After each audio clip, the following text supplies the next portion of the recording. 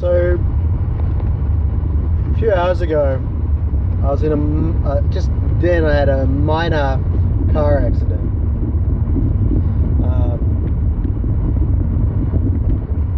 So it was, I went into the back of someone at like 5 Ks. There's a little bit of scratches on their vehicle and a few minor scratches on mine, but nothing. My number plate's a little bit dinted, but they're fine, right? And usually when I'm in a car accident, so I've been in a couple, I'm usually pretty cool, I'm pretty calm with that sort of stuff because I've done it before. I focus on what do we need to do, what information do I need, take photos, do this, do that, do the other, right? I'm very bang. I know what to do and I stay focused. And although I'm in this heightened sort of consciousness and I'm buzzing because something crazy just happened, I'm generally I'm calm enough to be able to be focused to get my shit done, what needs to be done, right? However, this one was different. This one, the dude lost his shit, right? Lost his shit. And he was screaming at me and yelling at me and accusing me and doing this, you know. And I'm like, dude, insurance is going to cover it. And usually that's the answer that, from my experience, we say, don't worry, I'm fully insured, we're going to get it all covered, we're going to get it all sorted. That's usually the line that calms people down. But he's not like that. He doesn't give a fuck. I fucked his car, even though I probably hit him at about 5 Ks when I slammed on the brakes and that. There was practically no damage to his car. Little bit of a scratch, might have to change a light bulb or something, but that's it. So, and then he kept going on and on and on about all these other things that could be wrong with the vehicle, and he wouldn't stop. And he even had that sort of not that these things usually affect me because I love these people, but he was dressed aggressively, he looked aggressive, he spoke aggressively, he had scars on his face, man, and he was fuming at me, right? And I'm like, I'm so sorry, man, don't worry, insurance is going to cover all of this, everything's going to be taken care of. He's like, this is my this is my only mode of transport, blah blah blah blah blah, right? Fully having a go at me, and I became afraid, man, and stressed and all of this sort of stuff because I've never been in that type of situation before. I've been at them where they've been sort of going a bit crazy and then they calm down a little bit, but this guy just got worse and worse and worse. He wouldn't slow, and that got me worried. Like, this guy's like a bit loopy, you know. I don't know. Like, I know I just damaged his vehicle, but really, like, really wasn't that not much to look at, you know, the damage. And so I was freaking out, and I was fearful, and I noticed things in my body that were signs of this. I felt really submissive, which is really unlike me. Like, I mean, to be completely submissive rather than having moments where you sort of give a little bit and take a little bit. That's usually me. I give and take, right? But this was completely give. Just like, I'm so sorry, man. I'm so sorry. My head was down and I'm like shaking and I'm like running around trying to try to find bits of paper to draw on so that I can write my details down for him and all these sorts of things, you know. I felt really out of control of myself and it freaked me out. And then I had to call up the boss, and they're on holiday right now, they've only just got in within radio reception, like their phones only just got into reception.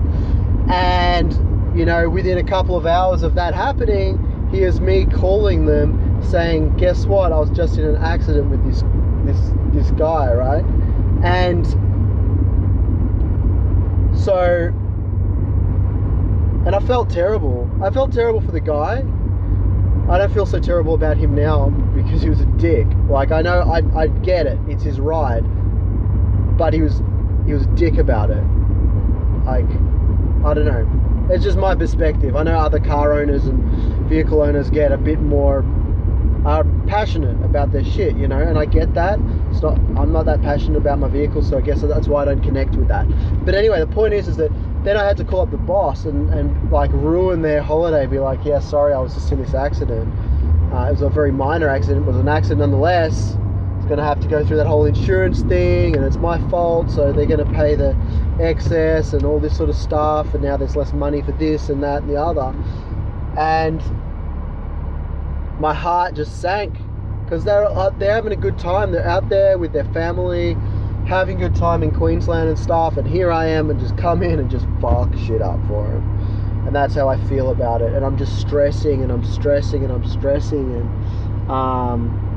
and I forgot to take photos of their vehicle as well, because this guy was so in my face. I just didn't feel comfortable with that. I didn't feel comfortable. Like, I didn't even think. My brain switched off, right? What happened is that I noticed is my brain switched off. I became hyper aware of what was happening around me, but my brain was not processing that information. I was noticing every time he reached into his pocket, my eyes just I see that in my peripheral, and my eyeballs would just latch onto that, and then I'd lose I'd lose my train of thought. I'd forget what I was just doing, and then I would fumble around with the pen and dropped it on the ground and all this sort of shit. And my awareness was hyper. I could probably if he went to swing at me, I'd probably react very, very fucking quicker than I normally would. However, I wouldn't be able to process what he was saying, because I was in such this weird state of mind, this anxious, submissive, weird state of mind, where I just wanted it to disappear. I wanted it to disappear. All that sort of shit that goes through your head, right? Because this guy was so full on to me and so aggressive and so in my face, and the appearance of him and the sound of his voice was really aggressive, and all this sort of shit, right? So, but it got me thinking. This is a really common state for people to be in all the time. When they're like, you know, people are just like, right then I still feel it a little bit in my body and in my mind. I'm feeling still a little bit anxious about it. I'm pretty much calm down now, but I feel a little bit anxious, and I feel worried, and I feel regretful that I gave that guy my number instead of just giving them the work number. I shouldn't have given my number away. I didn't need to, because it's all going to be handled through work. So I feel incredibly worried about these things. I'm not thinking straight. I noticed as I was driving away, I'm very conscious of my body and my mind and everything. And I noticed that as I was driving away, again, I was like hyper conscious of all the cars on the road and all the things that are going on, and when the lights are changing and all this sort of stuff, lights are blinking, whatever. I'm hyper aware of it, but I felt like a shitter driver. I felt like a worse driver because I wasn't actually thinking about what I was doing. I was just hyper aware, and I know that I would react very quickly, but I wouldn't necessarily think about what I'm doing and think about what the right thing is to do. Basically, my amygdala just took control of my whole body, and and try to block out that frontal cortex from doing any thinking. So, and I know a lot of people are like that all the time. And it's due to their environment, it's due to themselves, how they've programmed themselves to perceive the world around them, and the environment that they cultivate. Now, obviously there are situations where you can't, some things are out of your control, right? But there are a lot of things that are in your control. I know people who have a really bad relationship with their family. I'm very close friends with at least one or two people who have a really bad relationship with at least one or two of their members of their family. And there are two options here. One is to make things right, and that's a whole long process, because you need to learn first how to make things right. Because if you have a bad relationship with your family, for example, this is not something that's happened overnight.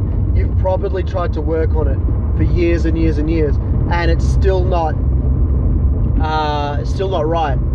So therefore you have to find the way to make things right. The other option is to completely disown them and have nothing to do with them anymore, and completely cut ties. Don't do this half-assed, I'll see them at Christmas and stuff like that. No, cut them fucking off, because they're bad for you. That they're part of the environment that's making you constantly stressed, because they're constantly in existence in your life, and therefore they're constantly going to cause problems for you, even when they're not around. So that sort of thing sounds on the surface like something that is very much out of your control. Your family, you can't control your family, you can't control other people's minds, but you can choose how you react to that shit, right? So you're never out of control. You're never completely out of control, not in the Western world. You've always got options, and it's about how badly you want them. But these people who have this environment are constantly stressed, are constantly fearful, are constantly focused on so many negative things that they ignore. When the good things happen, their mind says something along the lines of, about time this has happened to me. I'm a good person, I haven't hurt anyone, I deserve this good thing that's just happened to me. So what that does though is, because they're focused on so many negative things come to them, because they don't see the positives as clearly as someone who is inherently optimistic and positive. Those things go straight by them, and when they do force themselves onto them, then they feel like it's about time, because my life's so shit that these things always happen, these bad things always happen. And when they see a bad thing, they're like, there it is, I need to keep my eye on that and make sure that bad thing doesn't happen. Meanwhile, they never let it out of their sight, and it attracts into their world, right? It's fucked. What you focus on is what comes towards you. So it's not about being unrealistic and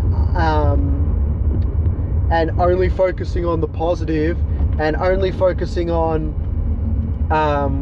and saying there are no weeds, there's no bad things in my life, everything's perfect, blah blah blah. It's about being realistic, but being realistic about what's important to you, what you value, and what you want in your life, what you don't want, what you're capable of and what you're not capable of, and how the fuck you take care of that.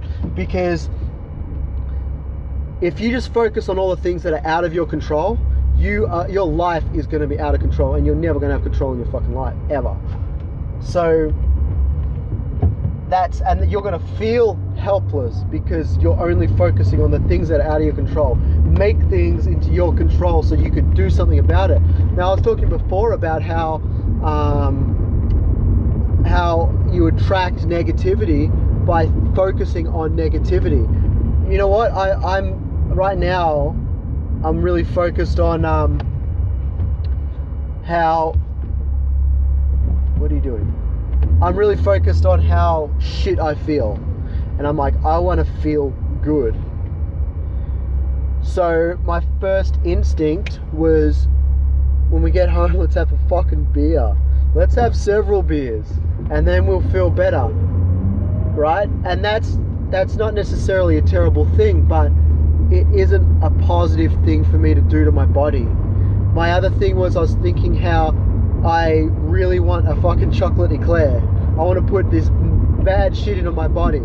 I'm attracting this stuff. Almost, the only reason why I'm conscious of it is because I actively think about what my brain is doing all the time. And I've studied this and I know what to look for and all this sort of stuff. But just keep all these things in mind, you know, when you're out doing your thing in your life, focus on what you're focusing on. And think about, how does that serve you?